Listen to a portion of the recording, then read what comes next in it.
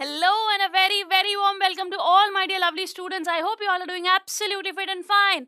आज आपकी प्यारी पूजा मैम आ गई है एक वंडरफुल सा सेशन लेकर। जी हाँ बच्चों, हमारे 12th बोर्ड बूस्टर बैच में आज जो टॉपिक हम कवर करने वाले हैं वो होगा रीडिंग सेक्शन कॉम्प्रिहेंशन, यानी कि अनसीन पैसेज। कुछ नया, अनदेखा सा, अनसुना सा आपके सामने आ जाएगा और आपको फिर उसमें से सवालों को आंसर करना है। A very important topic it is, ठीक है।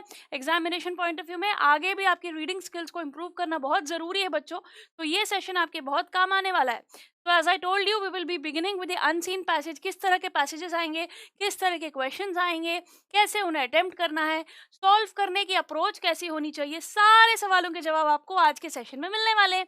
Kindly follow each and every instruction given to you. जी हाँ, आपको मेरी हर कही हुई बात को मानना है। और आज के सेशन के बाद आपको लगेगा अरे मैम, हमें लग रहा था ये तो हम ऐसे ही कर लेंगे, पर अब हम फील कर पा रहे हैं कि कितनी चीज़ों का ध्यान रखना है, कितनी बारीकियां हैं इस टॉपिक में जिस पे हमें फोकस करना है। तो it's going to be a wonderful, important, effective, productive session. और ऐसे ऐसे टिप्स एंड ट्रिक्स मैं आपको बताऊंगी जो आपको आगे काम आएंगे और आप बोलोगे अरे मैम हाँ, ये तो मेरे साथ भी होता है, ऐसा हुआ है। सो वेरी इंपॉर्टेंट सेशन बेटा। पिछले क्लास में हमने 2 लेसन फिनिश किए थे, my mother 66 and keeping quite. इन दोनों को हमने फिनिश किया था। आज के सेशन में हम करेंगे सारी चीजें, ठीक है। कॉम्प्रिहेंशन के बारे में सारी डिटेल्स कवर होने वाली हैं। So as I told you, it's very important कि आप समझें ओवरऑल कॉम्प्रिहेंशन होता क्या है, अनसीन पैसेजेस कैसे आएंगे और कैसे नहीं आएंगे। तो सारी चीज़ों को डिटेल में करना है। एक बहुत इंपॉर्टेंट बात है, इस टॉपिक को ओवर कॉन्फिडेंस में डुबो देने की गलती मत करना। बहुत सारे बच्चे इसको लेकर कोई प्रैक्टिस नहीं करते हैं, कोई तैयारी नहीं करते हैं। ऐसी गलती आपको नहीं करनी है। तो चलिए फिर इस वंडरफुल से सेशन की शुरुआत करते हैं। Hello and a very warm welcome to all my dear lovely students. कैसे हैं आप सब? I hope you all are absolutely fit and fine. So students, आज कुछ बहुत खास होने वाला है। आज जो हम करेंगे वो बहुत ही ज़्यादा ज़रूरी है। ये टॉपिक सुनते ही आपको याद आ गया होगा, क्लास 9, क्लास 10, क्लास 11th में भी आपने किया है और ये दोबारा से आ चुका है क्लास 12th में। तो बेटा जी, क्लास 11th में भी आएगा, क्लास 12th में भी आएगा, 9th 10th में आप ऑलरेडी सीख चुके हो। ये बात मैं दोबारा आपको बताना चाहूँगी। It is very important. Reading comprehension. Reading comprehension से ये जज किया जाता है कि आपकी अंडरस्टैंडिंग ऑफ लैंग्वेज कितनी अच्छी है, आपकी एबिलिटी कितनी अच्छी है चीज़ों को समझने की, आप कैसे नई चीज़ को देखकर रिएक्ट करते हैं, नई चीज़ को पढ़कर उसके सवालों के जवाब अच्छे से दे पाते हैं कि नहीं। तो it's a very interesting topic, okay. और आपके लिए सबसे ज़रूरी बात मैं कहना चाहूँगी, it is most scoring section. It is a most scoring section.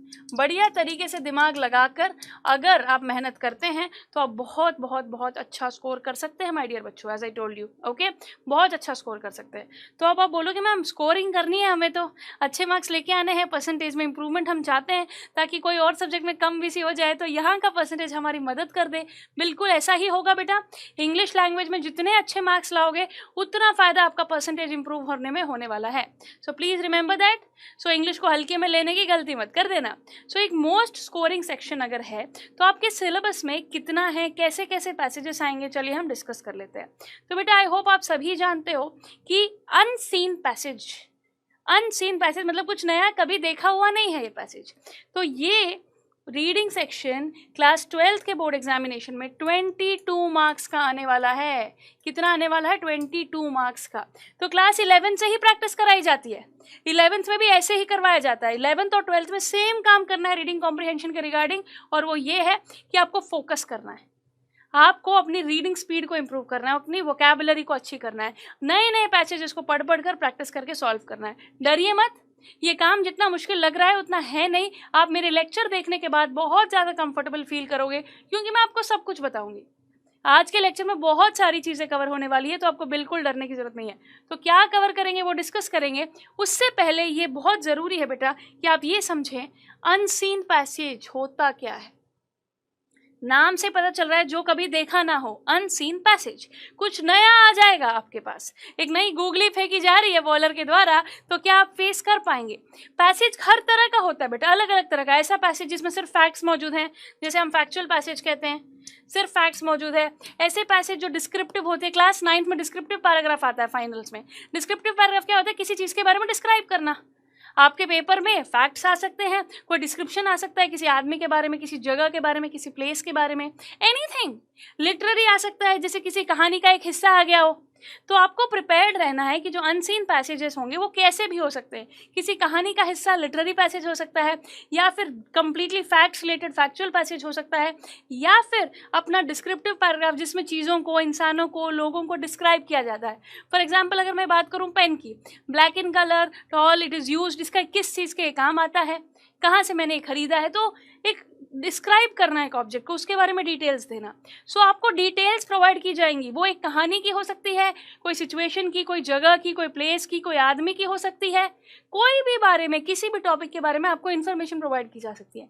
कुछ तो अनसीन पैसेज ऐसे भी होते हैं जिन्हें हम कहते हैं unseen case based factual passage, मतलब केस स्टडी दे दी जाएगी, कोई फिगर, कोई इनपुट, कोई पाई चार्ट, है ना, कोई डायग्राम, कोई बार ग्राफ दे देंगे, उसको पढ़कर, उसके फैक्ट्स को देखकर फिर क्वेश्चंस को आंसर करना है।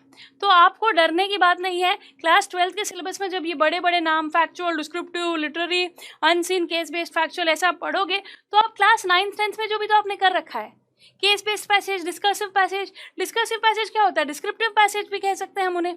तो बात ये है पैसेज, अनसीन पैसेज, अलग अलग तरह के पैसेजेस प्रैक्टिस करिए, डिस्कसिव पैसेज प्रैक्टिस कीजिए, केस बेस्ड पैसेज प्रैक्टिस कीजिए, आप जितने पैसेजेस हो सकते हैं अलग अलग। एक तरीके से देखा जाए तो एक्सट्रैक्ट बेस्ड क्वेश्चन जो कॉम्प्रिहेंशन वाले आते हैं, वो लेसन में से सवाल उठा के पूछ लेते हैं, पैराग्राफ उठा के, वो लिटरेरी हो गया पैसेज, समझ रहे हो आप। तो हर तरह का पैसेज आ सकता है, किसी भी कॉन्टेक्स्ट का आ सकता है, कहानी के ऊपर डिपेंडेंट आ सकता है, फैक्ट्स के ऊपर डिपेंडेंट आ सकता है, किसी इंसान को डिस्क्राइब करते हुए आ सकता है। You should be prepared for any kind of passage. ये मत बोलना मैं ऐसे कैसे करूं, बिल्कुल डरना नहीं है, ये सिर्फ नाम दे रखे हैं आपको। मुद्दे की बात यह है कि आपको एक नई पैसेज को पढ़ना है, समझना है और फिर उसके क्वेश्चंस के जवाब देने हैं। सो अभी आपको डिटेल में ये मैं बताऊंगी कि हम इस लेक्चर में क्या कुछ कवर करेंगे।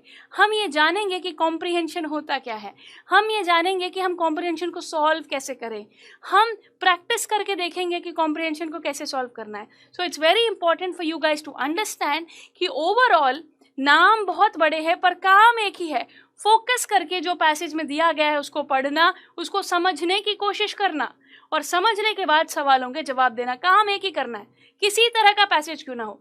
आज के लेक्चर में आपको मैं पैसेजेस प्रैक्टिस भी करवाऊंगी, ओके। जितना हो सके हम प्रैक्टिस करेंगे ताकि हम कंफर्टेबल फील कर सकें और हम एक बहुत ही बेहतर तरीके से क्वेश्चंस को आंसर कर सकें, चाहे वो किसी प्रकार का क्वेश्चन हो, पैसेज किसी भी तरह का हो, क्वेश्चन किसी भी तरह का हो। आपका फोकस क्या होना चाहिए, सिर्फ और सिर्फ उस पैसेज को पढ़कर, उसको समझकर जो सवाल पूछा जा रहा है उसका जवाब देना, करना यही है। सो चलिए फिर बिना देर करे हम इस काम को करेंगे and let's go in detail कि आज के लेक्चर में हम क्या कुछ करने वाले हैं। कैसे हो बच्चों, बहुत इंपॉर्टेंट है आज का लेक्चर। जी हाँ, because it is one of the most scoring topics of your English language. जी हाँ बच्चों, ये टॉपिक सिर्फ और सिर्फ class 9th, class 10th, class 11th, class 12th में ही नहीं, जब जब आगे इंग्लिश पढ़ोगे तब तक काम आएगा। तो बहुत ही simple yet complicated topic which we are going to discuss is, जो हमारे सिलेबस में आता है, जिस टॉपिक का नाम है रीडिंग कॉम्प्रिहेंशन। जी हाँ, रीडिंग कॉम्प्रिहेंशन। तो ये आपको आपके बोर्ड एग्जाम में, आपके क्लास 9 के फाइनल एग्जाम में सेक्शन ए रीडिंग कॉम्प्रिहेंशन के नाम से नजर आएगा। जी हाँ, रीडिंग सेक्शन का टॉपिक है ये, रीडिंग कॉम्प्रिहेंशन इसे कहते हैं। तो जैसे अगर एग्जाम में आप देखो सेक्शन ए, सेक्शन बी होता है, सेक्शन ए में यही पूछा जाता है। It is the most scoring one, most scoring. Section A है ना बेटा, 20 मार्क्स का होता है। कितने मार्क्स का, 20 मार्क्स का। तो अगर आपने ये कर लिया अच्छे से तो इंग्लिश में 20 नंबर पक्के। तो अब आप समझ गए कितना जरूरी है ये reading comprehension. It is the most scoring one and even easy. अगर आप थोड़ा ध्यान लगाएं तो सामने ही सारे आंसर हैं, पार्क ही नजर होनी चाहिए। कहते हैं ना, हीरे की पहचान, हीरे की चमक के बारे में जौहरी को ही पता होता है। आप इजीली स्कोर कर पाओगे अगर आप आंसर को ढूंढ पाओ, परख पाओ। ओके, सामने ही आंसर है, आपकी आंखों के सामने। बस आपको बिना कंफ्यूज हुए सवाल को अच्छे से समझ के आंसर ढूंढ, आपके लिए बहुत आसान होगा अगर आपकी रीडिंग अच्छी है, अंडरस्टैंडिंग अच्छी है, प्रेजेंटेशन अच्छी है, thinking, thought process, analytical skills अच्छे हैं, आराम से कर जाओगे। चलिए फिर शुरू करें कि रीडिंग कॉम्प्रिहेंशन में क्या कुछ होने वाला है आज। Let's begin. The topics which we are going to cover is, आप बोलोगे मैम ये भारी सा वर्ड आप ले आए हो, कॉम्प्रिहेंशन, क्या मतलब है भला इसका? What exactly is comprehension? Comprehension होता क्या है, ठीक है। एंड यस, ये कॉम्प्रिहेंशन जरूरी ही क्यों है, what is exactly the importance of comprehension, हमें क्यों पकड़ना है इस कॉम्प्रिहेंशन, जरूरी क्यों है ये, एंड फिर व्हाट इट कंसिस्ट ऑफ, क्या है ये, एग्जाम में क्या आएगा, ठीक है, इस टॉपिक में क्या कुछ होने वाला है, and then my dear student tips to solve comprehension, आप कैसे इसको सॉल्व करें, क्या तरीका है कॉम्प्रिहेंशन को सॉल्व करने, और बहुत जरूरी हो जाता है बेटा इस तरीके को फॉलो करना, इसको प्रैक्टिस करना। तो प्रैक्टिस करने के लिए जितने सवाल आप करोगे उतना बेहतर आप फील करोगे। तो इसीलिए कॉम्प्रिहेंशन एक बड़ी ही इंपॉर्टेंट टॉपिक है, उसके बारे में डिटेल में इन एंड आउट जान लेना जरूरी है, उसे कैसे सॉल्व करना है ये पता करना बहुत ज्यादा जरूरी। चलिए फिर बिना देर करे शुरू करते हैं। ये टर्म कॉम्प्रिहेंशन, इसको सुनते ही आपके दिमाग में क्या आना चाहिए, होता क्या है बेटा, ये जो वर्ड है ना कॉम्प्रिहेंशन, ये आया है एक वर्ड जो है कॉम्प्रिहेंड, कॉम्प्रिहेंड से ये आया है। तो कॉम्प्रिहेंड का क्या मतलब है, टू अंडरस्टैंड, समझना। What is comprehend, to understand, और कॉम्प्रिहेंड से बना comprehension which is nothing but the ability to understand. क्या है ये, एबिलिटी टू अंडरस्टैंड, समझने की क्षमता। आपको कोई नई चीज अगर लाके दे दी जाए तो क्या आप उसको पढ़कर समझ सकते हो, कितना समझ सकते हो, उसमें से पूछे गए सवालों के जवाब दे सकते हो क्या। तो कॉम्प्रिहेंशन करना आना बहुत जरूरी है बेटा। दो तरह के कॉम्प्रिहेंशन होते हैं, एक रीडिंग कॉम्प्रिहेंशन पढ़ के समझना, एक लिसनिंग कॉम्प्रिहेंशन सुनकर समझ, आपको सुनकर भी समझना आना चाहिए। जैसे एग्जाम में आपको पढ़कर क्वेश्चन को समझकर उसका आंसर लिखना है, एग्जाम में आंसर लिखने के नंबर मिलते हैं। पर अगर आप देखो तो पूरे साल स्कूल में क्लासरूम में जब आप बैठे हो तो टीचर आपसे क्वेश्चन पूछती है, आपको पढ़ाती है, समझाती है, आप समझते हो, है ना, फिर उसमें से सवाल पूछती है। तो अगर आप देखोगे आगे जाके इंजीनियरिंग कॉलेजेस में, डिग्री कॉलेजेस में क्या होता है ना, लिसनिंग कॉम्प्रिहेंशन के भी टेस्ट होते हैं। ओके, आप किसी एंट्रेंस एग्जाम में जाओगे, जैसे कि अगर आउट ऑफ इंडिया आप प्लान कर रहे हो अपनी पढ़ाई, तो वहां पर भी ये कराया जाता है। समझ जाओ बच्चों कि कॉम्प्रिहेंशन यानी कि तुम्हारी समझने की क्षमता। इंग्लिश लैंग्वेज एक नई लैंग्वेज है आप लोगों के लिए, अपनी मदर टंग ये नहीं है, एक फॉरेन लैंग्वेज है। इस लैंग्वेज को आप कितना समझते हो ये समझना चाहता है जो एग्जामिनर होता है, कि आपकी समझने की क्षमता कैसी। तो इसीलिए कोई भी नई चीज देने पर क्या आप उसे समझ पाते हो, उसके अंदर की बात को, मुद्दे की बात को समझ पाते हो, सवालों के जवाब दे पाओगे कि नहीं, that is nothing but comprehension, that is what we are trying to check over. तो बेटा देखा जाए तो आपकी टेक्स्ट बुक, हर साल नई टेक्स्ट बुक आती है, हर सब्जेक्ट में आप लेसन पढ़ते हो, नई चीज़ है, उसको पढ़ते हो, उसको समझते हो, उसके सवालों के जवाब देते हो, तो कॉम्प्रिहेंशन ही तो कर रहे हो। चाहे मैथ्स हो, एसएसटी हो, साइंस हो, इंग्लिश हो, हिंदी ही क्यों ना हो, नई चीज़ है, अनसीन है, आप उसको पढ़ते हो, उसको समझते हो, टीचर आपकी मदद करता है उसको समझने की, फिर आप उसके क्वेश्चन के आंसर करते हो। तो आपसे नहीं हो पाते, वो टीचर आपसे करवाते हैं। तो जिंदगी भर ये तो करना ही है ना, जिंदगी भर ये तो करना ही है। तो सिर्फ और सिर्फ इसको इंग्लिश के 20 नंबर के टॉपिक की तरह मत देखो। Class 9, class 10, class 11, class 12 entrance exam English के हर पेपर में सबसे पहला सवाल यही मिल रहा है, कॉम्प्रिहेंशन। एक अनसीन पैसेज आपको दे दिया जाएगा, नई सी चीज आपको दे दी जाएगी और चेक किया जाएगा इसकी इंग्लिश कैसी है, बोल कर नहीं, समझ कर। रीडिंग स्पीड, इसीलिए मैं हर क्लास में आपसे कहती हूँ रीडिंग स्पीड को इम्प्रूव करो, रीडिंग स्पीड को इम्प्रूव करो। जब कोई नई चीज आ जाए तो उसको पढ़कर उसको समझना आना बहुत जरूरी है बच्चों, बहुत ज्यादा जरूरी। तो इसीलिए अब हमने, जैसे कि मैंने आपसे कहा, comprehension is nothing but the ability to understand. बहुत सारे बच्चे बहुत आगे बढ़ जाते हैं पर उन्हें यही नहीं पता कि इसका मतलब क्या है। तो दिमाग में इसका मतलब को फिट कर लो, कॉम्प्रिहेंड का मतलब है टू अंडरस्टैंड एंड कॉम्प्रिहेंशन का मतलब है द एबिलिटी टू अंडरस्टैंड। अब हम आगे बढ़ते हैं। जैसे कि मैंने कहा, इससे आपकी इंग्लिश को चेक किया जाता है। Exercise that test how well you understand spoken और रिटन लैंग्वेज। कॉम्प्रिहेंशन पैसेज से अगर बोला है तो ये चेक किया जाता है कि तुम बोल कितना अच्छे सकते हो, और अगर लिखा है, लिख के पढ़ा हो, पढ़कर तुम कितना अच्छे से जज कर सकते हो। Comprehension passage is very important to check your English language.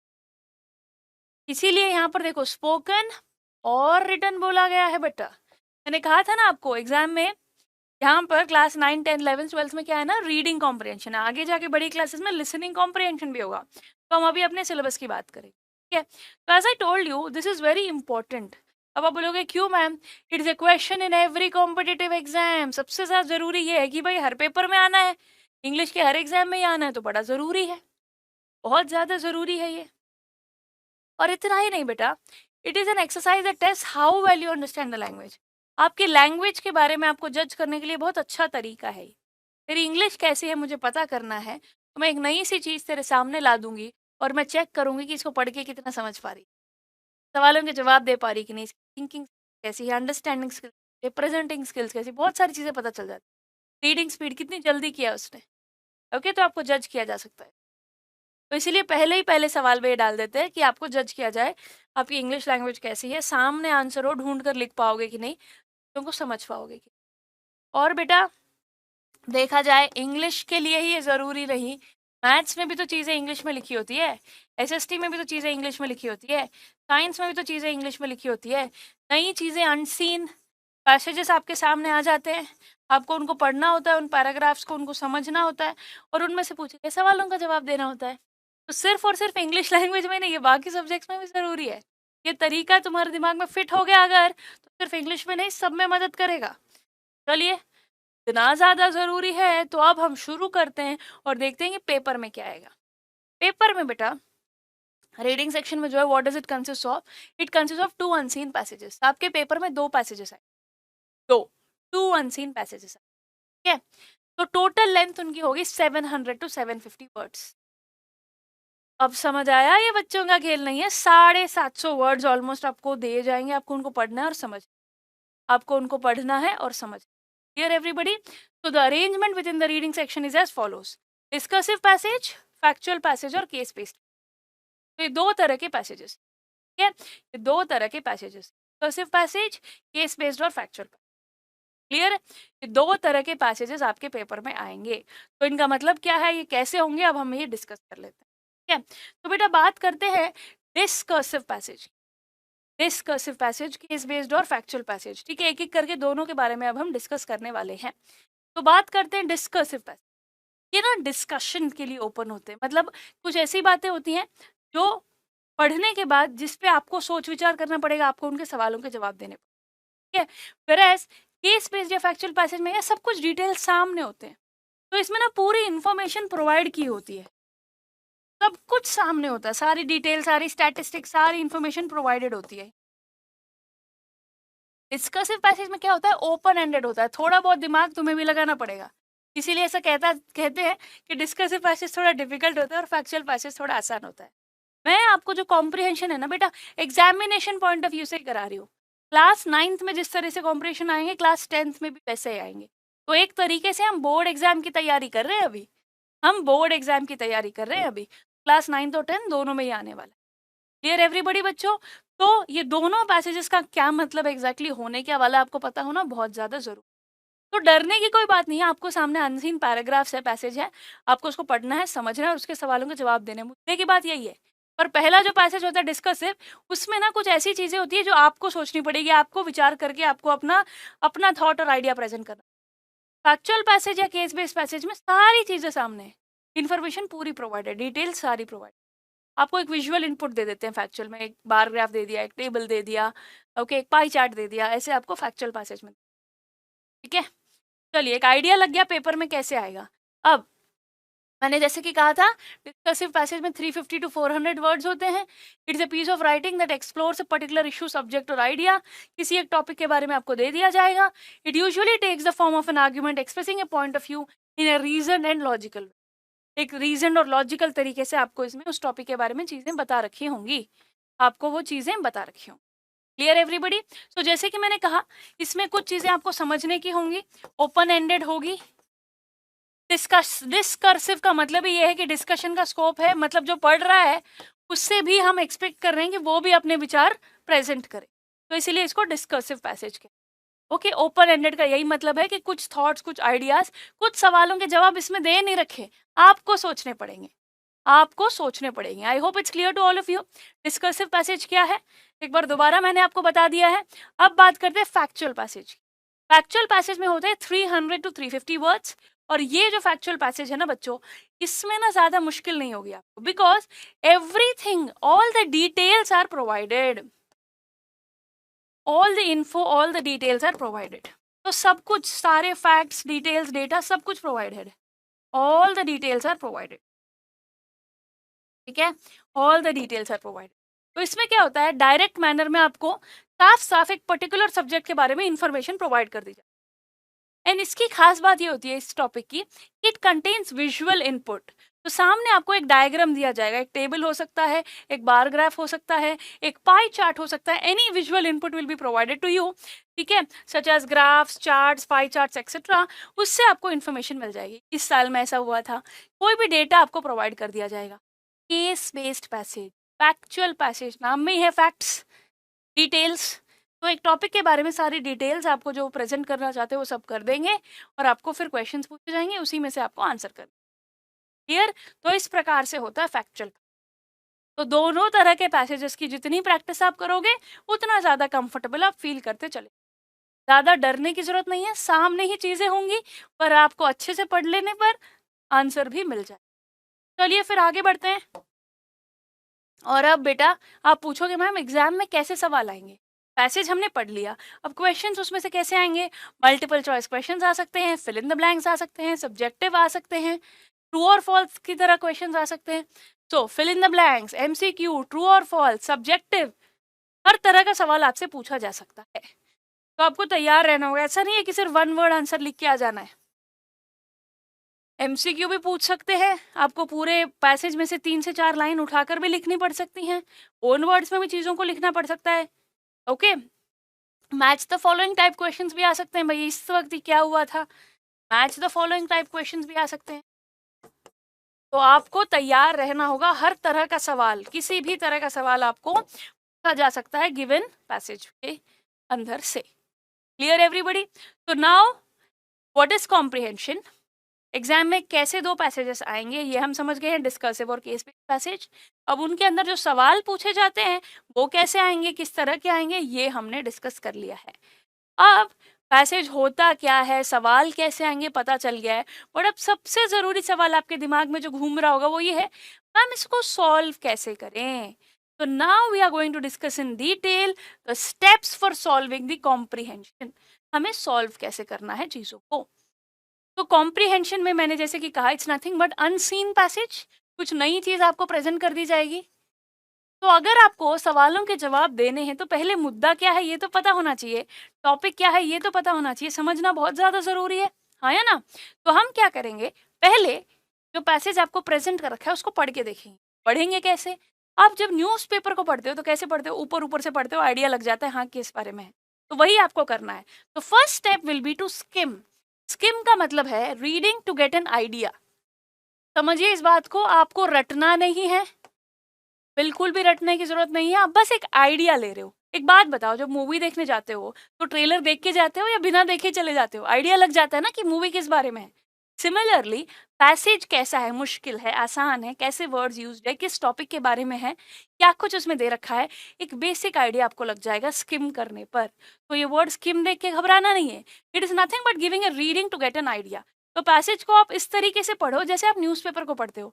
Newspaper में पढ़ते वक्त हम क्या करते हैं, कोई मुश्किल वर्ड आ जाए तो उसको स्किप कर देते हैं और आगे बढ़ चलते हैं। वही करना है, वही आपको करना है, क्या है? बस एक बार आपने आइडिया ले लिया, पढ़ लिया, फिर आप देख लोगे टोटल कितने सवाल है, मुझे कितने आंसर करने हैं। और अब लाइन बाय लाइन जब आप पढ़ोगे ना बेटा, तो आपको कुछ वर्ड्स मुश्किल नजर आएंगे, अरे मैम मुझे तो समझ ही नहीं आया, अरे ये तो मेरे सर के ऊपर से चला गया। तो डरना नहीं है, अंडरलाइन दोज डिफिकल्ट वर्ड्स। जो वर्ड तुम्हें समझ नहीं आया बस उसको मार्क करते चलो। ये तरीका, ये आदत आपको बड़ी काम आएगी। जो समझ नहीं आया उसको मार्क कर लो। आगे जाके जब vocabulary based question, synonym, antonym based questions आएंगे ना, इसका मतलब क्या है, इसका ऑपोजिट क्या है, तब ये अंडरलाइन वर्ड्स बहुत काम आएंगे। कभी कभी तो क्या होता है, वही वर्ड क्वेश्चन में मिल जाएगा तो आंसर उसके आसपास ही होगा। तो बहुत अलग अलग तरीकों से मदद कर सकता है आपको ये तरीका। तो underline the difficult words, it's very important to look through the questions. कई बार बच्चे क्या करते हैं, सवालों को देखते हैं और ना गलती से ना 5th क्वेश्चन की जगह 3rd क्वेश्चन पढ़ के उसका आंसर लिखा, ऐसे मार्क कर लेते हैं पैराग्राफ में, और ना गलती से जल्दबाजी में आंसर ऊपर नीचे कर देना, किसी और क्वेश्चन का किसी और का आंसर मैच करके लिख देना, ऐसे बहुत कॉमनली होता है। तो आप कई बार तो बच्चा क्वेश्चन ही भूल जाता है, 9th क्वेश्चन भूल गया, 10th का आंसर लिखा है, उसको लग रहा है उसने सारे अटेम्प्ट कर दी, हाँ पढ़ा तो था पर लिखा ही नहीं आंसर।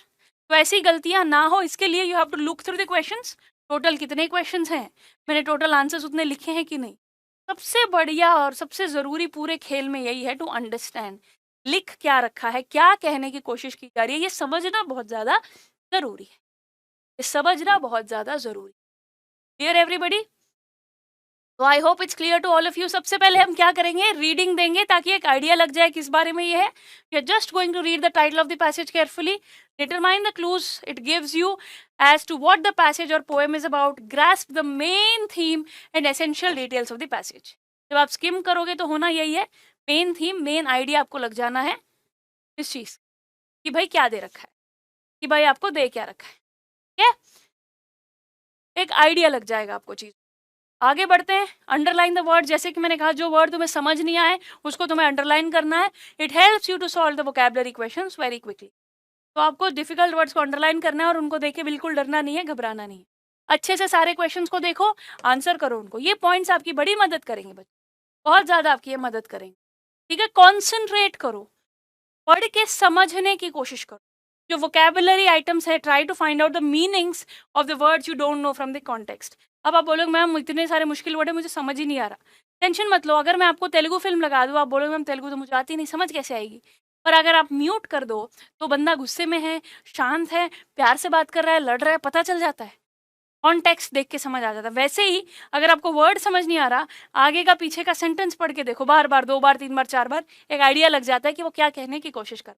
तो इस प्रकार से आप डिफिकल्ट वर्ड्स को समझ सकते हो। Before writing the answer, check the questions again to be sure you have really understood. Answer लिखने से पहले सवाल दोबारा पढ़ो और देखो कि भाई जो पूछ रहे मैं उसी का जवाब लिख रहा हूँ ना, कुछ ऊपर नीचे तो नहीं कर रहा। पूछा what is your mother's name, आप बोलते हो मेरे चाचा के पेट में दर्द है। अरे पूछा क्या है, लिखा क्या है, अरे सच में दर्द है मैम मेरे चाचा के पेट में, अरे पूछ ही नहीं रहे तुझसे। तो please understand what they are asking and then answer the question, ठीक है। और कुछ इंपॉर्टेंट टिप्स है बेटा, ज्यादातर बच्चे क्या करते हैं ना, कॉपी पेस्ट कर देते हैं, यहीं पे होगा आंसर, पूरा पैराग्राफ लिख दिया। ऐसे पूरा पैराग्राफ कॉपी पेस्ट नहीं करना है। Answers must be relevant and to the point. जो सही है, जो मुद्दे की बात है, जो पूछा गया है, उसी का जवाब लिखना है। लंबे लंबे पूरा पूरा पैराग्राफ मत लिख देना, okay. And answer based on the number of marks allotted to a question. एक क्वेश्चन को जितने नंबर दिए गए हैं उतने नंबर के हिसाब से ही आंसर लिखना है। मन मर्जी के मालिक मत बन जाना कि कितने ही लिख दिया आंसर, ठीक है, ऐसा बिल्कुल भी नहीं करना है। एंड यस बेटा, जैसे कि मैंने कहा, रटना नहीं है। Do not memorise every word present in the passage. Understanding the flow, structure, the main points in the passage should be your priority. तुम्हें रटना नहीं है, तुम्हें समझना है क्या क्या दे रखा है। अच्छा, ये कहाँ पैदा हुआ था, ये दे रखा है, इसके साथ क्या क्या हुआ, ये दे रखा है, डिटेल में चीजें समझा रखी है, ओके। तो इस प्रकार से आपको चीजें प्रेजेंट कर रखी है, ये आपको समझना हो। तो पढ़कर आइडिया लग जाएगा, फ्लो क्या है, स्ट्रक्चर क्या है, क्या कुछ दे रखा है। तो इस प्रकार से हम चीजों को आंसर करें। एंड मोस्ट इंपॉर्टेंटली, टाइम का सदुपयोग करना। Do not waste your time on things you don't understand. कुछ नया दिखते ही घबरा जाते हैं बच्चे, नया वर्ड दिखते ही, अरे मैम ये तो बहुत इंपॉर्टेंट टॉपिक लग रहा है पर मुझे तो समझ ही नहीं आ रहा, बड़ा ही मुश्किल है, नया सा है। अनसीन का मतलब नया ही होता है, ये नया है पर टफ नहीं है। समझो, अंडरस्टैंड करोगे तो सब हो जाएगा। तो you need to understand and don't get scared. डरो मत टॉपिक देखिए, अरे ये क्या हो गया, अरे मुझसे नहीं हो पाएगा, ऐसे कैसे हो गया, ठीक है। तो इस प्रकार से आपको चीज़ों को समझना होगा।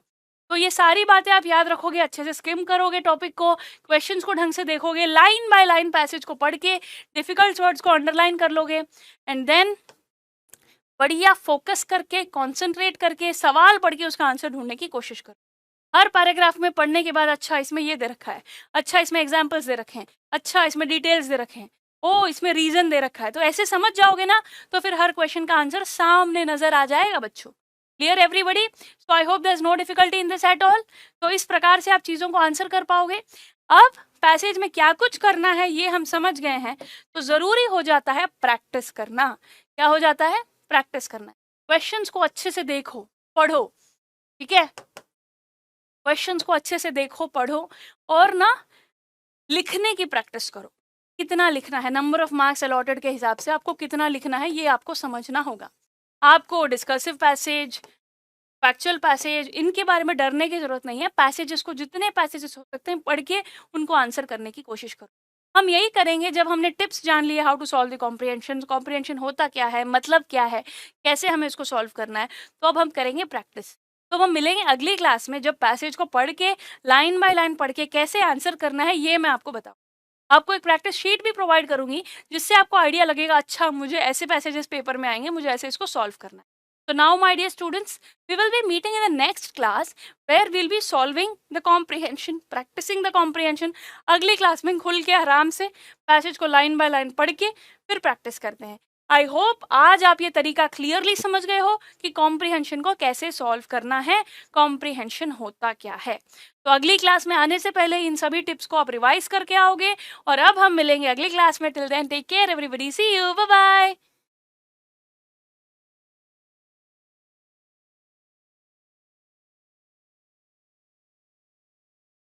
Hello and a very very warm welcome to all my dear lovely students. I hope you all are doing absolutely well.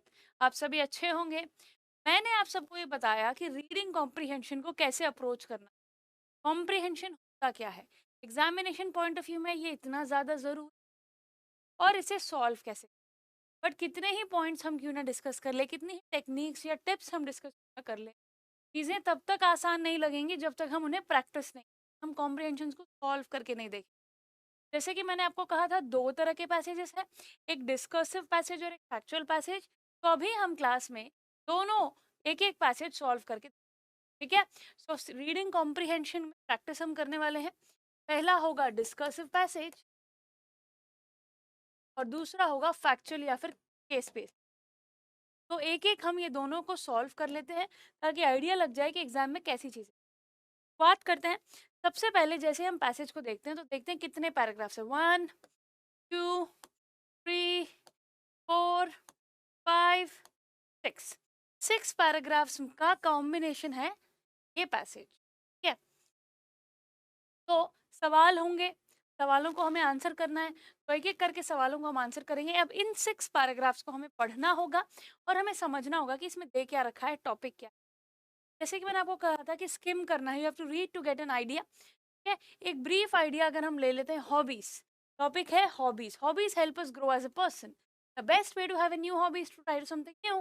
All of us are unique, and this is the reason why our hobbies and are different.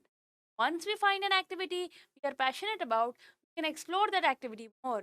When you get hooked, you will realize that your hobby has become an integral part of your life. Having a hobby that we enjoy brings us joy and refreshes us. Hobbies help us to manage our leisure and unplanned time more productively. It also affords you the opportunity to learn new skills in your work. But these are not the only benefits of having a hobby. तो hobbies हैं क्या, वो कैसे हमें मदद करते हैं, help us grow as a person, है ना. और नई चीज़ें ट्राई कर सकते हैं. हम सब अलग अलग हैं, इसीलिए सबकी अलग अलग हॉबीज होती हैं, सबके अलग अलग इंटरेस्ट होते हैं. ओके, तो यहाँ पर कोशिश ये बताने की. When you get hooked, hooked एक नया वर्ड लग रहा, हो सकता है आप इसका मीनिंग ना जानते हो, इसीलिए मैंने इसको मार्क कर ली, ठीक है. और अब हम यहाँ पर बाकी जब हमने पढ़ा तो ऐसा कोई वर्ड नहीं लगा जो बहुत मुश्किल है, जो हमें समझना है. Right, yes. तो once we find an activity we are passionate about, we can explore that activity more. तो हमें कोई एक्टिविटी पसंद आ जाए तो उसके साथ और वक्त बिताया जाए और काम किया जाए, है ना. तो having a hobby that we enjoy brings us joy and refresh. तो हॉबी हमें मिल जाए हमारी पसंद की तो हमें खुशी दे सकती है, वो हमें रिफ्रेश कर सकती है ना. तो हॉबीज मैनेज करते हैं हमारा, help us to manage our leisure and unplan time. जो खाली वक्त है उसको हम प्लान कर सकते हैं अपने हॉबीज के हिसाब से, है ना. तो नए स्किल्स भी आप सीख सकते हो. Gives us opportunity to learn new skills in your work. But these are not the only benefits of having a hobby. तो हॉबी के कुछ बेनिफिट्स हमें बताए हैं और देखते हैं क्या बता रखा है second paragraph. It feels great to be skilled and good at something, doesn't it? And this is what that makes you confident. It can take some time to develop your hobby so that you may be able to tell that you are skilled, but the journey of experiencing your hobby is rewarding in itself. With the exposure of different types of activities, it doesn't matter which activity, whether you're pursuing a craft, sports, puzzles, or skill development, your hobby should be a diversion and a passion. Simultaneously, if your hobby gives you a sense of purpose, then you will be more confident about challenging yourself in your hobby and help you prepare for learning. तो हमने reading दे दी, कोई word हमें बहुत ज़्यादा difficult लगा नहीं. तो इस पैराग्राफ को पढ़कर हमें एक आइडिया लगा. तो ये हॉबीज़ के बारे में कोई भी हॉबी रख सकते हैं, अलग अलग एक्टिविटीज़ के बारे जो हम रख सकते हैं, कैसे हमारी जर्नी ऑफ एक्सपीरियंस मज़ेदार हो सकती है, बताया जा रहा है ना. हमें hobby, it gives us a sense of purpose. Okay, आप उसे और ज़्यादा कॉन्फिडेंट फील करोगे, है ना. तो it help you prepare for learning new things at work. आपको नई चीज़ें सिखाने के लिए हॉबी हेल्प कर. आप समझ पा रहे हो? इस पैराग्राफ में हॉबी के बारे में और डिटेल में बता रखा है, कैसे अलग अलग हॉबीज आप चुन सकते हो बता रखा है, हॉबी कैसे हमें और कॉन्फिडेंट फील करवाती है ये बता रखा है। अगला, ऐसे ही बेटा नेक्स्ट पैराग्राफ में जाने से पहले हर पैराग्राफ को पढ़ने के बाद एक ब्रीफ आइडिया लगना चाहिए कि इसमें क्या दे रखा है। चलिए, hobbies give you an opportunity to enhance your life. Hobbies allow you to express yourself while remaining mentally productive. Having hobbies promotes better health and may lower the risk of having high blood pressure. Enjoying a few hours of your hobby a week can also reduce the risk of depression and dementia. Hobbies refocus your mind onto something that you enjoy doing. Hobbies that include physical activities create chemical changes in your body and help to reduce. तो इस third paragraph में पूरे का पूरा body related बता रखा है कि हॉबीज कैसे हमारी बॉडी के लिए हेल्पफुल हो सकती है, हमारे माइंड के लिए हेल्पफुल हो सकती है, अपना बीपी कैसे कम कर सकती है, पूरा हेल्थ रिलेटेड ये है ना ये पैराग्राफ। ओके, चलो आगे बढ़ते हैं अगले पैराग्राफ की तरफ। Even if it doesn't involve physical activity can still reap the benefits of having a hobby. Getting a short break from work and doing something you're passionate about can rejuvenate your mind and help prepare you to handle challenges in the future better way. या rejuvenate एक ऐसा word है जो आपको मुश्किल लग सकता है, तो पढ़ते वक्त जो वर्ड मुश्किल लगता है उसको मार्क कर लीजिए और पढ़ने के बाद पॉज देके समझने की कोशिश कीजिए इसमें क्या लिखा है। तो बेटा अगर हम गौर से देखते हैं तो यहाँ पर कह रहे हॉबी जरूरी नहीं फिजिकल एक्टिविटीज हो, अपार्ट फ्रॉम फिजिकल एक्टिविटीज भी अगर कोई हॉबी है कोई दिक्कत की बात नहीं, आपकी फ्री टाइम है वो आपको मदद कर सकती है, आपको रिफ्रेश फील करा सकती है ना, बहुत ज़्यादा स्ट्रेस आपको हो तो कम कर देता है। It helps you to handle challenges in the future in a better way. Life में जो फ्यूचर में चैलेंजेस होंगे उसको हैंडल करने में बेहतर तरीके से हमारी मदद करती है। चलिए फोर्थ पैराग्राफ हो गया। Next, hobbies may provide an opportunity for you to socialize with people and that can be an additional benefit for your overall well-being. You can connect with people who enjoy doing the same things that you do. You can meet new people, discuss your hobby and get connected to a bigger circle that may even help you turn your hobby into a profession. The internet provides numerous groups and forums to connect with people that enjoy doing the same things that you want. तो इस paragraph में ये बताया कि hobbies की वजह से कैसे हम और दोस्त बना सकते हैं, बड़ा सर्कल बना सकते हैं, फ्रेंड सर्कल कैसे हम बड़ा कर सकते हैं, नए चीज़ें सीख सकते हैं, नए लोगों से मिल सकते हैं, तो फ्रेंड्स बना सकते हैं। ये यहाँ पर बताने की कोशिश की। इंटरनेट पे कितने सारे ऐसे अलग अलग साइट्स हैं जहाँ पर आप अपने इंटरेस्ट के हिसाब से जाकर वहाँ पर अपना फ्रेंड सर्कल बढ़ा सकते हैं। चलिए बढ़िया है। Last, some hobbies require creativity and if you develop creativity through your hobby it can be beneficial. Creativity can help you experience new things at school and work. Skill of being creative is essential in today's world. आजकल के time में creative होना बहुत ज़्यादा ज़रूरी है। कितना महत्वपूर्ण है आज की दुनिया। तो in today's world how important it is. Hobby की वजह से आप क्रिएटिव हो सकते। इस प्रकार से इस अनसीन पैसेज को खत्म कर दिया। तो हमें आइडिया लग गया है भाई ओवरऑल किस बारे में है, हॉबीज़ के बारे में, हॉबीज़ क्या होती है, कैसे डेवलप की जाती है। हॉबीज़ सिर्फ फिजिकल ही नहीं हो सकती, और भी एक्टिविटीज़ हैं स्पोर्ट्स के अलावा भी। हॉबीज़ से हमें क्या कुछ मिलता है, एडवांटेजेस क्या हैं, बेनिफिट क्या हैं, फिर हम क्रिएटिव हो सकते हैं। ओवरऑल ये बताया है ना। तो अब हमने सभी पैराग्राफ्स को पढ़ा, अपने डिफिकल्ट वर्ड्स को मार्क कर लिया, अपने को आइडिया लग गया कि ये किस बारे में है। अब जब हम सवाल देखेंगे तो हम इजीली ढूंढ पाएंगे। कुछ बच्चों को एक रीडिंग से बात बन जाती है कि रीडिंग स्पीड स्लो है, या फिर जिनकी अंडरस्टैंडिंग स्पीड स्लो है वो एक बार और पैसेज को पढ़ेंगे। तो टोटल 6 पैराग्राफ है इस पैसेज में, हमने एक रीडिंग दे दी है, हमें आइडिया लग गया है। और अगर आप बेटर और कॉन्फिडेंट फील करना चाहते हो एक बार और इसको पढ़ सकते हो। बट अभी हम क्वेश्चन को आंसर करते करते इनको देखते चले, ठीक है। पहला सवाल, when a person gets hooked on a hobby he realises that. अब देखो मैंने कहा था तो मुश्किल वर्ड को अंडरलाइन करो, तो अब देखो वही मुश्किल वर्ड पहले सवाल में हमें नजर आ रहा है कि नहीं। तो when a person gets hooked on a hobby, तो पहला पैराग्राफ में हुक्ड वर्ड मैंने अंडरलाइन किया था, तो देखो इसी में आंसर है। When you get hooked you will realise that your hobby has become an integral part of your life. देखा। अब देखते हैं क्वेश्चन क्या पूछ रखा है, यहीं से यहीं आसपास से आपको आंसर मिलेगा। इसीलिए मैं कह रही थी डिफिकल्ट वर्ड्स को अंडरलाइन करने से फायदा होता है। चलिए अब सवाल देखते हैं। When a person gets hooked on a hobby, he realizes that it has become an integral part of your life. देखा वो as it is line आ गई है। It has much more benefits than we realized. It is much more enjoyable to have hobby. It is quite essential for us to learn some skills through our hobbies.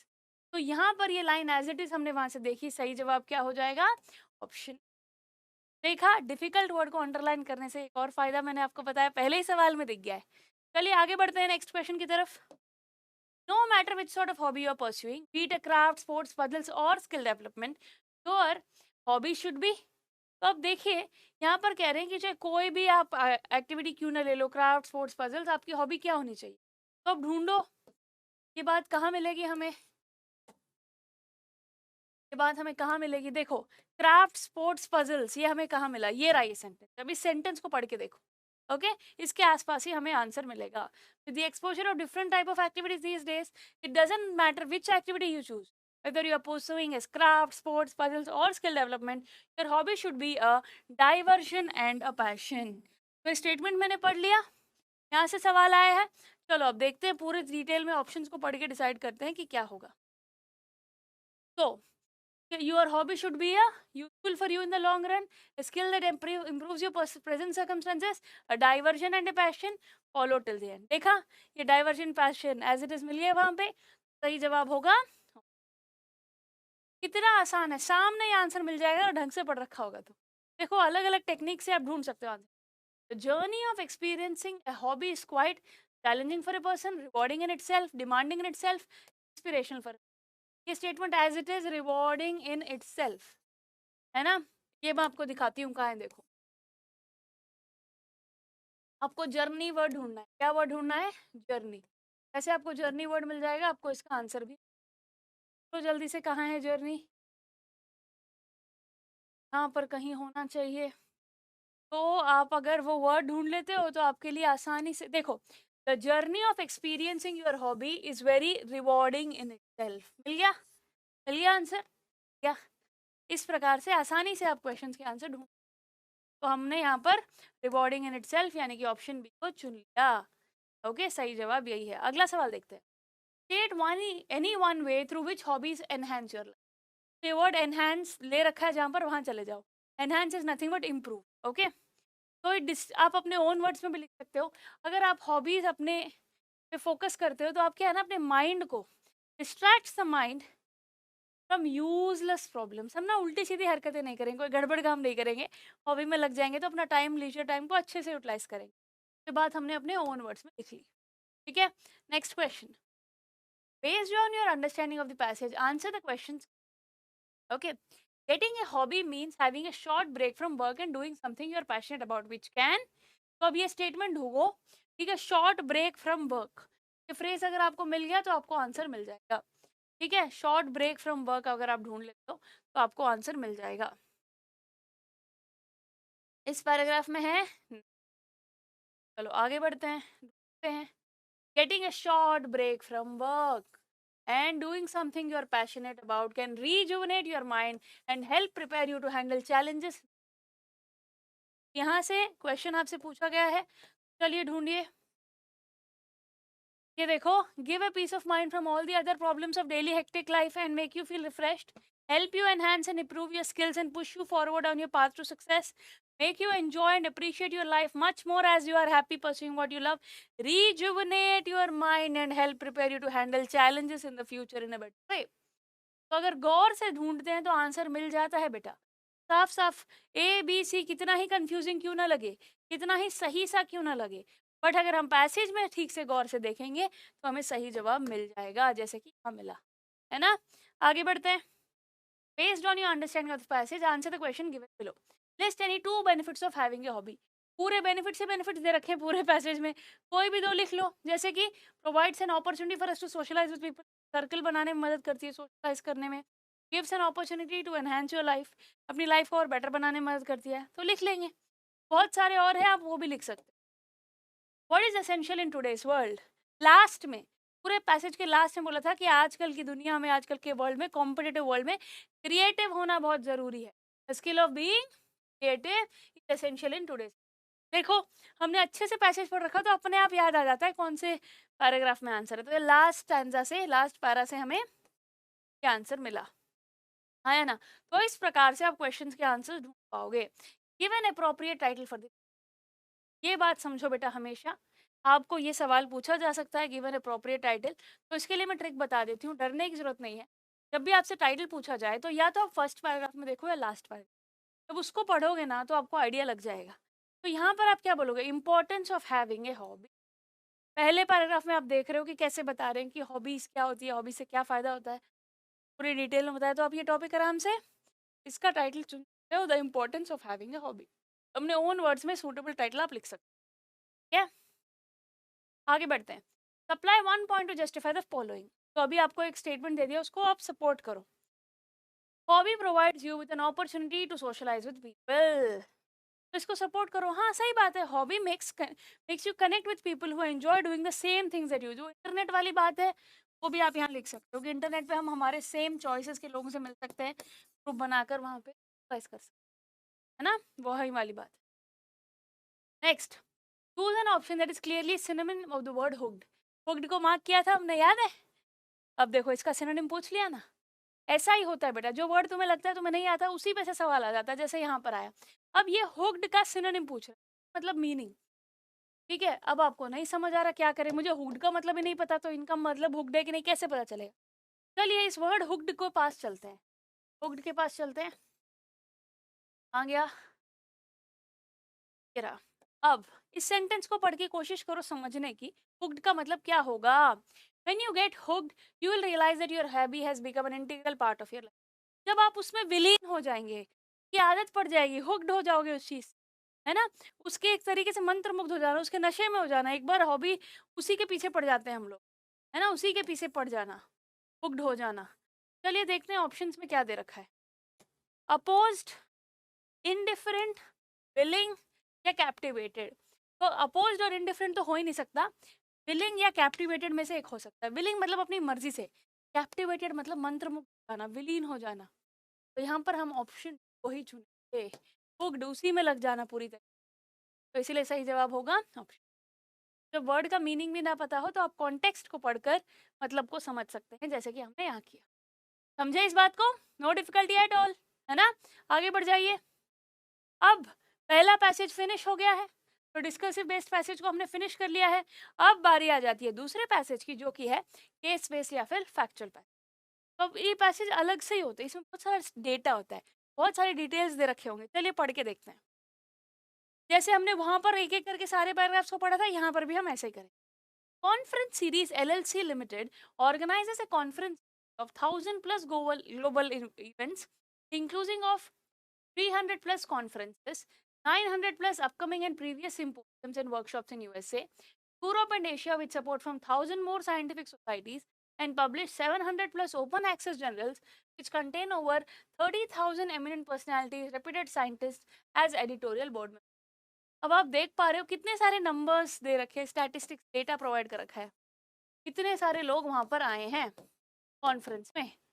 ठीक है भाई, आगे देखते हैं। 9th world convention on recycling and waste management.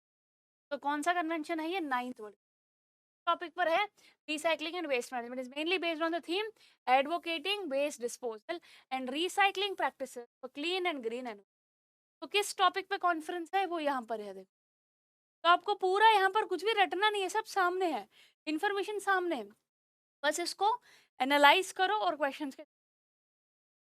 We warmly welcome all the participants, leading scientists, researchers, and the scholars of the world to attend the convention. We provide a platform for young researchers and students to present their research through oral presentations, through which they can develop a foundation for collaboration among young researchers. यहाँ पर आप पढ़ रहे हो, बिल्कुल भी घबराओ मत कुछ भी देख के, और इतना सब कुछ सब रटना तो है ही नहीं, बस एक रीडिंग दो, समझो कि यहाँ क्या दे रखा है, फिर क्वेश्चंस को देखेंगे, सामने answer mill. The organizing committee aims at setting a platform for all the budding scientists. तो organizing committee का main agenda क्या क्या करना चाह रहे हैं? वो एक platform set करना चाह रहे हैं for all the budding scientists, नए नए scientists के लिए, जो करते हुए scientists के लिए, and researchers present their real time work and share their views and aspects related to the theme of the conference. Okay, तो बडिंग जो साइंटिस्ट, उभरते हुए साइंटिस्ट जो करना चाह रहे हैं देश के लिए, तो उनके हम लोग सपोर्ट कर रहे हैं। चलिए, the organizing committee is gearing up for an exciting and informative conference program, including plenary lecture, symposia, workshops on a variety of topics, poster presentations, and various programs for participants from all over the world. तो पूरी दुनिया से participants आए हैं, participate करने के लिए, उन सब के लिए एक बहुत अलग अलग चीज़ें प्लान्ड है यहाँ पर इस कॉन्फ्रेंस। पोस्टर प्रेजेंटेशंस हैं, वेरियस प्रोग्राम्स हैं, ठीक है, प्लेनरी लेक्चर है, सिंपोजिया है, तो अलग अलग चीज़ें, वर्कशॉप्स प्लान्ड हैं इन लोग। तो ये देखो, मैंने कहा था ना कि केस बेस्ड या फैक्चुअल पैसेज में विजुअल इनपुट प्रोवाइड किया जाता है। ये रहा विजुअल। टोटल रिसाइकलिंग 2018 में रिसाइकलिंग कैसे हुई? कॉन्फिडेंशियल डॉक्यूमेंट्स, प्लास्टिक और मेटल और glass, metal, paper waste, furniture, sharp shelters, miscellaneous, hazardous waste, branches and wood, used electronics. कितना परसेंटेज किस में लगा रिसाइकलिंग में, यहाँ पर कहने की कोशिश की। ठीक है, कुछ भी रटना नहीं है, पढ़ के बिल्कुल भी घबराना नहीं है, एक बार आइडिया ले लो कहाँ क्या है, फिर जब सवाल देखोगे तो आंसर ढूंढ ले। केस बेस्ड और फैक्चुअल पैसेज में ना बहुत सारा डेटा होता है, डेटा देख के डरना या घबराना नहीं है, नंबर्स और स्टैटिस्टिक्स को देख के डरना नहीं है, बस सवाल देखो और सवाल फिर ढूंढो कि कहाँ पर मिलेगा उसका आंसर, रिलेटेड जगह पर जाओ, उस पैराग्राफ को पढ़ो और आंसर मिल। चलिए ट्राई करते हैं। पहला सवाल, infer one reason of the following based on information the passage, waste management and recycling it, leaving behind the quality of environment from pollution. तो एग्जैक्टली क्या करने की कोशिश की जा रही है ना, हमें एक ऐसी सोसाइटी चाहिए पोल्यूशन ना हो। हम रिसाइकलिंग क्यों करते हैं? ताकि हम पोल्यूशन बचा सके, है ना। को next, select the appropriate option to fill the blanks. Dash has been considered as a second nature to sorting of waste, recycling of waste, waste management, implementing steps and framed and deployed in convention. But आपको पढ़कर अगर आप देखो topic क्या था, recycling of waste था कि नहीं? पाई चार्ट जो बना रखा उसके ऊपर भी यही लिखा था, रिसाइकलिंग लिखा था कि नहीं? और जहाँ पर बता रखा था कॉन्फ्रेंस किस बारे में है, वहां पर भी रिसाइकलिंग लिखा था, तो हेंस सही जवाब होगा ऑप्शन। ठीक है, अगला सवाल, complete the following analogy correctly with a word और फ्रेज। ये ऐसे सवाल होते हैं जो बच्चों को मुश्किल लगते हैं। दिल्ली, इंडिया, टोक्यो, यहाँ क्या आएगा? तो बताओ, इंडिया का कैपिटल क्या है? दिल्ली है। टोक्यो किसका कैपिटल है? सिंपल, जापान का, है ना। ऐसे ट्रिकी क्वेश्चंस भी होंगे, बट आपको बस समझना है, आप में लिंक ढूंढना है चीजों में क्या है, दो चीजों के क्या बीच में क्या लिंक है, लिंक मिलता है आंसर मिल जाएगा। तो basic common sense GK type questions भी आ सकते हैं। Next, what theme is being highlighted in the given passage? Overall इसकी थीम क्या है? ऑप्शन है efficient means of reducing garbage, various techniques to be employed to recycle the goods, बिल्कुल रिसाइकलिंग गुड्स के बारे में है। Efficient ways of waste disposal, बिल्कुल ये भी है। सही जवाब क्या होगा? बोथ भी है। कुछ क्वेश्चंस के आंसर्स ऐसे हैं तो पढ़ते ही सामने पता चल जाएगा, दोबारा जाने की जरूरत नहीं है अगर हमें पैसेज समझ आ गया हो तो। Which of the following notion the conference has been emphasized to be deployed? Waste disposal management, waste management, recycling of foods, reshaping Earth's future. कौन सा आप ज्यादा सूटेबल लग रहा है? सभी सही से लग रहे हैं, पर हमें चुनना होगा वेस्ट डिस्पोजल मैनेजमेंट। क्या चुनना होगा? Waste disposal management. अगर गौर से देखेंगे तो हमें उसके बारे में साफ साफ मिल जाएगा, पता चल जाएगा। ठीक है, कहाँ गया? एक सेकेंड। तो अगर आप पूरा पढ़ रहे हो तो ओवरऑल किस पर्पस से हो रहा है हम समझ पा रहे हैं, तो रिसाइकलिंग क्यों हो रहा है, हम वेस्ट को कैसे डिस्पोज ऑफ करें, उसको अच्छे से रिसाइकल करें, तो इसके रिलेटेड ही ये पूरा पैसेज है, इसीलिए हम उसी को। क्या? चलिए बहुत बढ़िया, अब हम आगे बढ़े। देखो, एडवोकेटिंग वेस्ट डिस्पोजल लिखा, तो यहाँ से आपको आंसर मिल गया ना, ये वाला मेन एम क्या है इनका। चलो बहुत बढ़िया, आगे बढ़ते हैं।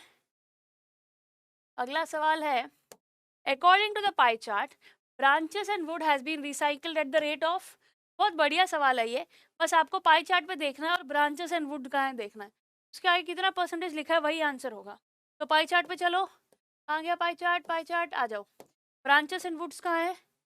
ये रहा, ब्रांचेस एंड वुड कितना है? 4%। तो बस ऑप्शंस में 4% ढूंढना है अपने को, ऐसे ही बड़े इजीली आपको आंसर मिल जाएंगे बेटा। 1%, 24%, 4%, 3%, ये रहा 4%, 3। Option C will be the right answer. तो बिल्कुल भी कंफ्यूज नहीं होना है, आपको सामने ही आंसर मिल जाएंगे। Next, substitute the word present with one word similar in meaning in the following sentence from one paragraph. Okay, आपको ना एक पैराग्राफ में से एक लाइन दे दिया है, आपको एक वर्ड चुनना है जो उसकी जगह बेहतर हो। We provide a platform for young researchers and student to present their research. तो प्रेजेंट की जगह आप क्या लिख सकते हैं? डिस्प्ले, एग्जिबिट, शो, डेपिक्ट भी चुन सकते हैं हम लोग, है ना। जो आपको मर्जी है कोई भी लिखोगे तो नंबर मिल जाएंगे। प्रेजेंट करना, शो करना, डिस्प्ले करना, डिपिक्ट करना। ठीक है, next, list any 2 points that the given data represent. किस बारे में है ये given data? Obviously increasing trend of recycling and waste management, amount and degree of recycle waste. तो जो टॉपिक पे लिख रखा है वही आप लिख दोगे पाई चार्ट के ऊपर जो है। ठीक है, इंट्रोडक्शन में जो दे रखा है, which activity contributes collectively towards paper waste recycled percentage. तो सबसे ज्यादा किसके बारे में यहाँ पर दे रखा है? पाई चार्ट में देखो सबसे मैक्सिमम परसेंटेज किसका है, साफ नजर आ रहा है 24% कॉन्फिडेंशियल डॉक्यूमेंट, सबसे मैक्सिमम यही है। तो यही आंसर में लिख दो यार, यही लिख दो कॉन्फिडेंशियल डॉक्यूमेंट्स, और उसके बाद है प्लास्टिक और मेटल, बस। तो सामने ही आंसर है, बस क्वेश्चन को अच्छे से समझना जरूरी है, क्वेश्चन को अच्छे से समझना जरूरी। चलिए एक सवाल और है, उसको और देख लेते हैं।